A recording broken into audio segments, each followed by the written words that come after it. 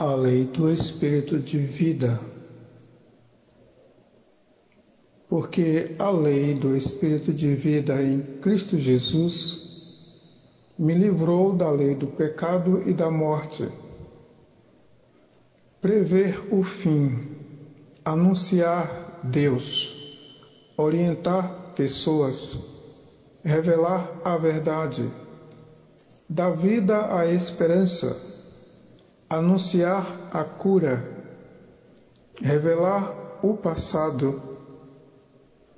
Discernimento não é cisma, desconfiança, suspeitas, incredulidades, malgrado e juízos antecipados diante da mensagem recebida.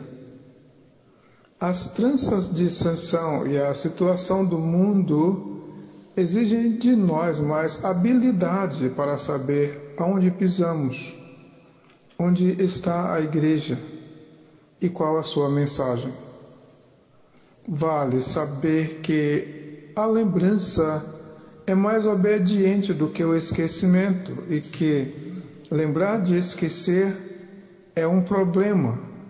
Por outro ângulo, esquecer de lembrar não faz barulho. A palavra da cruz é loucura para os que perecem. Buscar a Deus por alcançar um bem pode até enriquecer, caso a pobreza de não se ter a Deus não faça parte do prêmio. É quando Deus diz: clame cada um ao seu Deus que escolhestes. Os que acusam Deus de seus destinos cruéis não entendem ainda que da mesma massa significa a mesma pessoa feita nova em todas as coisas, e prosseguem desgarrados como ovelhas que não têm pastor. O Senhor não é Deus de mortos segundo os homens, mas Deus dos vivos, porque para Ele vivem todos. Porque, ainda que esteja morto, viverá. Há um quê de vestes nupciais que não se trata apenas de vestuários e indumentárias, mas vestes que revestem o homem espiritual de tal sorte que o espiritual de ninguém é discernido. Quem recebeu de Deus o privilégio de ser cristão, também recebeu a poesia do ser favo, água, sal, sangue e mel. São marcas de Cristo e vestes nupciais. Nesse preparativo para o casamento, se 2 de vós concordarem na terra acerca de qualquer coisa que pedirem, será feita por meu Pai que está nos céus. Isto sem persuasão, mas em linguagem sã e irrepreensível. Somos reputados como ovelhas para o matadouro, mas com a morte preciosa aos olhos do Senhor. Jesus, o sumo pastor.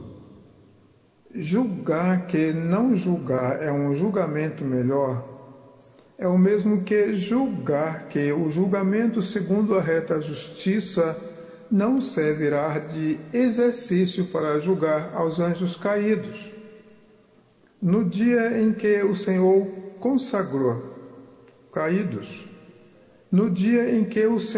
consagrou todos os primogênitos a si, não abominou nem rejeitou ao filho de Faraó. Não podemos esquecer que o mundo foi feito por ele e é justo que a ele pertença todas as coisas. Este é o mesmo maravilhoso Senhor e dono que, reconciliando consigo mesmo o mundo, é glorificado como pastor e bispo das ovelhas. Ele, no pensamento que pensa de nós, nos convidando a voltar, ainda diz: por um pouco momento te deixei, mas com grandes misericórdias te recolherei. Pensando bem, tomara e quem me dera, são orações dirigidas a quem?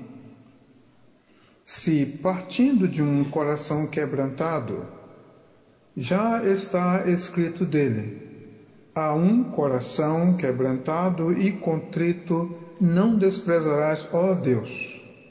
Contudo, para orações de um coração duro, severidade. Mas há corações simples, inocentes, disléxicos, inaptos, adoradores sem vulto, frágeis, pacatos, quebrantados, mas doces e prontos. Estes sabem esperar no Senhor.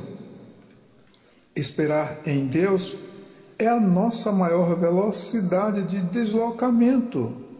Logo, melhor é transformar as nossas orações em tomara que Deus e quem me dera a Deus. Eu estive um pouco desgostoso, mas eles se apressaram para o mal. Homens se aproveitaram do desgosto de Deus e operaram o mal contra o próximo como se fora em nome dele. Estavam ainda longe para poderem ouvir: trabalhai, não pela comida que perece, mas pela comida que permanece para a vida eterna, onde cada um fique na vocação em que foi chamado. Chamado de quem? Mas eles bradaram, dizendo: se rebelem, irmãos, desafiem Deus, ponham Deus na parede, determinem Deus, batalhe com Ele, pague o preço no jejum, ofereçam os seus sacrifícios na contribuição, acredite no envelope ungido, acredite no ungido para prosperar. O anjo da vitória desceu. Mas o Senhor diz: o meu povo anda errado, como ovelhas que não têm pastor. Estive um pouco desgostoso, mas eles se apressaram para o mal. Saíram, pois, da cidade e foram ter com ele. E entrando os seus discípulos lhe rogaram, dizendo: Rabi, come. Porém ele lhes disse: uma comida tenho para comer que vós não conheceis. Trabalhai, não pela comida que perece, mas pela comida que permanece para a vida eterna, a qual o Filho do Homem vos dará. Porque a este o Pai, Deus, o selou. Na cidade se trabalha mais pela comida que soberba, a roupa que luxa, os bens que embevecem e as vaidades vãs, mas ir ter com Jesus é trabalhar na seara, semear no campo, cumprir o ide, pescar homens e se alimentar do que permanece para a vida eterna. Por isso saíram da cidade, deixando todas as concupiscências dos olhos e da carne, e foram ter com o verdadeiro pão que alimenta em espírito e em verdade. João 4, 30 e 32, João 6, 27.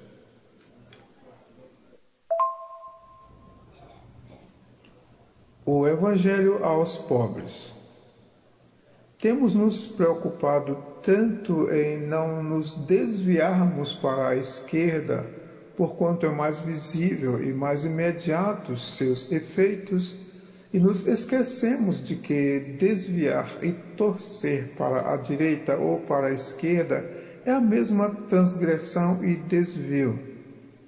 E também é sair do caminho.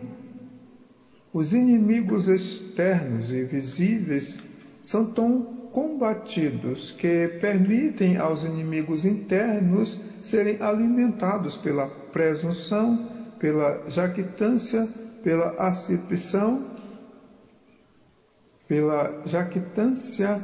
acepção, pelo triunfalismo, pela autossuficiência e pela falta de humildade diante de Deus. Há um quê de riqueza que nada tem a ver com dinheiro nem bens seculares, mas uma vaidade de se sentir seguro no que pode, no que sabe, no que armazenou para si, é perigo. São elementos que produzem um narciso espiritual, gerando a admissão de se ter um super e inesgotável poder de não cair. Os tais ficam ricos e surdos, mas aos pobres é anunciado o Evangelho. Deuteronômio 17:11. Há um quê de riqueza que nada tem a ver com dinheiro nem bens seculares, mas é uma vaidade de se sentir seguro no que pode, no que sabe e no que armazenou para si. São elementos que produzem um narciso espiritual, gerando a admissão de se ter um super e inesgotável poder de não cair. Os tais ficam ricos e surdos, mas aos pobres é anunciado o Evangelho. Deuteronômio 17:11. Quem deu crédito à nossa pregação? A pregação, mesmo sem crédito, sempre teve mais de 7.000 joelhos dobrados diante de sua vontade. E conforme o que está escrito, todos os dias Deus acrescentava à igreja aqueles que se haviam de salvar. Esta palavra anuncia aqueles que nasceram como o vento, que mesmo se ouvindo suas vozes, não se sabem de onde vieram nem para onde vão, porque são nascidos da água e do Espírito. Serão manifestos quando no caminho da luz da aurora forem brilhando até alcançarem o velador e a montanha como cidade edificada. E avisamos aos precipitados desatentos: não existe palavra de Deus chamada comum. Não será assim sem que antes se manifeste o homem do pecado, o filho da perdição. Já está escrito que homens desmaiarão de terror diante da expectação das coisas que hão de acontecer. Lucas 21, 25 e 26, 1 Samuel 15, 23. E haverá sinais no sol e na lua e nas estrelas, e na terra angústia das nações, em perplexidade pelo bramido do mar e das ondas. Homens desmaiando de terror na expectação das coisas que sobrevirão ao mundo, porquanto as virtudes do céu serão abaladas. E então verão vir o Filho do Homem numa nuvem com poder e grande glória. Ora, quando estas coisas começarem a acontecer, olhai para cima e levantai as vossas cabeças, porque a vossa redenção está próxima.